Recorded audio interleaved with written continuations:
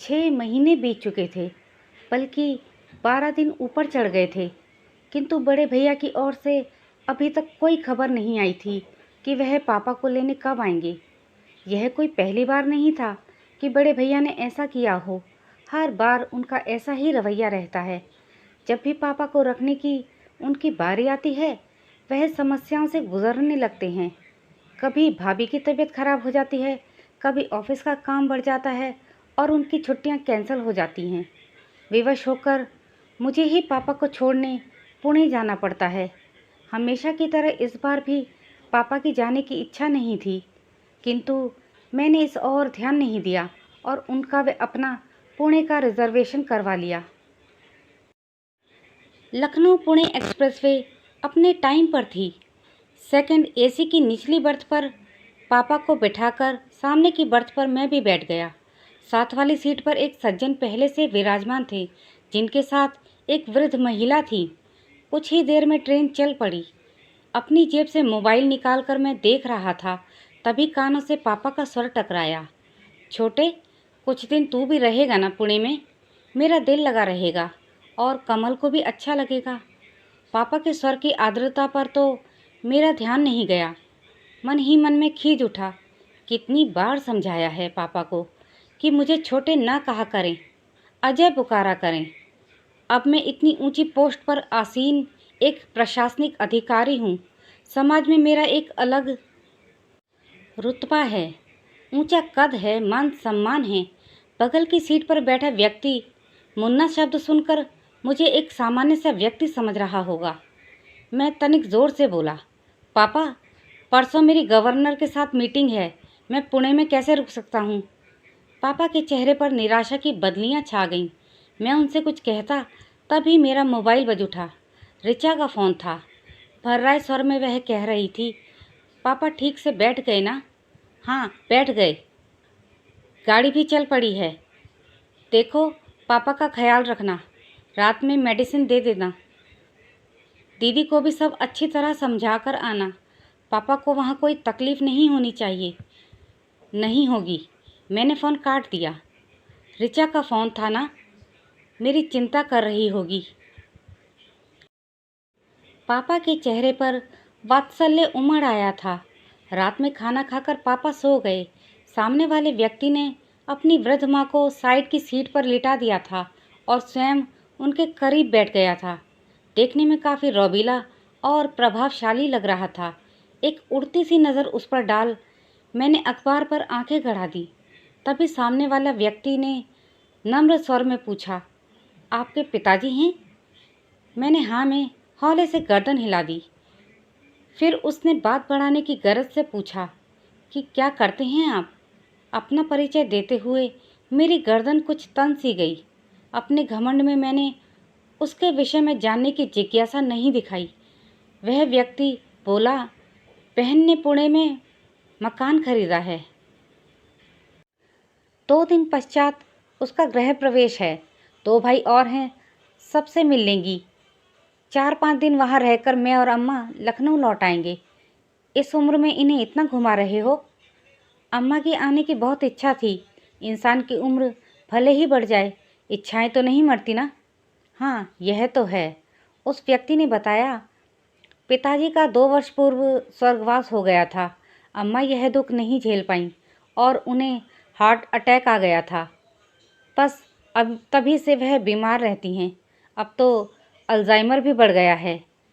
तब तो उन्हें संभालना मुश्किल होता होगा। क्या करते हो? 4-4 महीने तीनों भाई रखते होंगे? ऐसा पूछकर मैं शायद अपने मन को तसल्ली दे रहा था। आशा के विपरीत वह व्यक्ति बोला, नहीं नहीं, मैं ऐसा सोच भी नहीं सकता। अम्मा शुरू से लखनऊ में रही हैं, उनका कहीं और मन लगना मुश्किल है। मैं नहीं चाहता इस उम्र में उनकी स्थिति पेंडुलम जैसी हो जाए, कभी इधर कभी उधर। कितनी पीड़ा होगी उन्हें यह देखकर कि पिताजी के जाते ही उनका कोई घर ही नहीं रहा। वह हम पर बोझ हैं। मैं मुस्कुराया और बोला, इंसान को थोड़ा व्यवहारिक भी होना चाहिए। जीवन में सिर्फ भावुकता से काम नहीं चलता है। अक्सर इंसान दायित्व उठाते उठाते थक जाता है और तब ये विचार मन को उद्वेलित करने लगते हैं कि हाँ, अकेले हम ही क्यों माँ बाप की सेवा करें, दूसरा क्यों ना करे। पता नहीं अजय जी, मैं ज़रा पुराने विचारों का इंसान हूँ। मेरा तो यह मानना है कि हर इंसान की करनी उसके साथ है। कोई भी काम मुश्किल तभी लगता है जब उसे बोझ समझकर किया जाए। माँ बाप क्या कभी अपने बच्चों को बोझ समझते हैं? आधे अधूरे कर्तव्यों में कभी आस्था नहीं होती अजय, मात्र औपचारिकता होती है। और सबसे बड़ी बात, जाने अनजाने हमारे कर्म ही तो संस्कार बनकर हमारे बच्चों के द्वारा हमारे सम्मुख आते हैं। समय रहते जब छोटी सी बात इंसान के समझ में आ जाए तो उसका बुढ़ापा भी संवर जाए। मुझे ऐसा लगा मानो उस व्यक्ति ने मेरे मुख पर तमाचा जड़ दिया हो। मैं निशब्द मौन हो गया। बातों से इतने मैच्योर व्यक्ति को जानने की इच्छा हुई तो उनका परिचय पूछ डाला। उनका परिचय सुन मैं हतप्रभ रह गया। कैबिनेट सेक्रेटरी ऑफ इंडिया, विश्वास गोदारा ट्रेन में।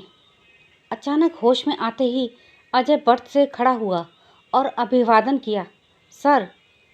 विश्वास गोदारा ने अजय का हाथ पकड़ उसे बिठाया और कहा, अभी हम यहाँ कोई अधिकारी नहीं हैं, सामान्य व्यक्ति हैं जो बस ट्रेन में सफ़र कर रहे हैं। अजय ने हकलाते हुए पूछा, सर आप ट्रेन में कैसे? आपकी सिक्योरिटी? विश्वास बोले, वो क्या है, कभी कभी बड़े बूढ़े भी बच्चे की तरह मचल जाते हैं। कहते हैं ना, बूढ़ों और बच्चों में कोई फ़र्क नहीं होता, दोनों एक समान अवस्था में होते हैं।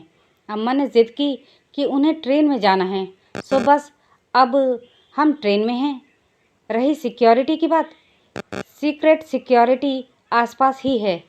आपके बारे में हमें पहले से पता था कि डिब्बे में किस किस मुसाफिर का रिजर्वेशन है। काफ़ी रात तक दोनों बातें करते रहे।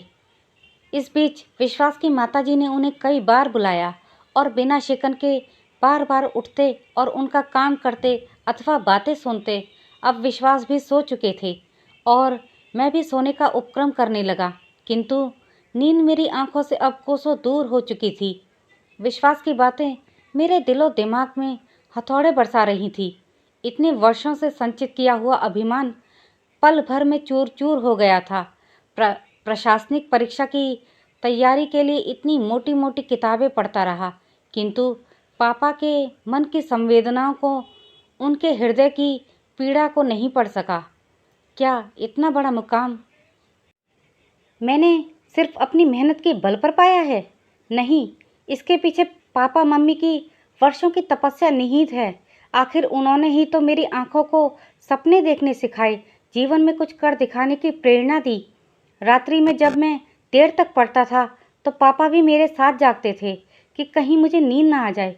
मेरे इस लक्ष्य को हासिल करने में पापा हर कदम पर मेरे साथ रहे और आज जब पापा को मेरे साथ की ज़रूरत है तो मैं व्यवहारिकता का सहारा ले रहा हूँ।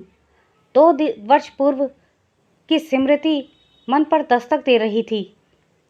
सीवियर हार्ट अटैक आने के बाद मम्मी बीमार रहने लगी थी। एक शाम ऑफिस से लौटकर मैं मम्मी पापा के बेडरूम में जा रहा था, तभी अंदर से आती आवाज़ से मेरे पांव ठिठक गए। मम्मी पापा से कह रही थी, इस दुनिया में जो आया है वह जाएगा भी, कोई पहले तो कोई बाद में। इतने इंटेलेक्चुअल होते हुए भी आप इस सच्चाई से मुंह मोड़ना चाह रहे हैं।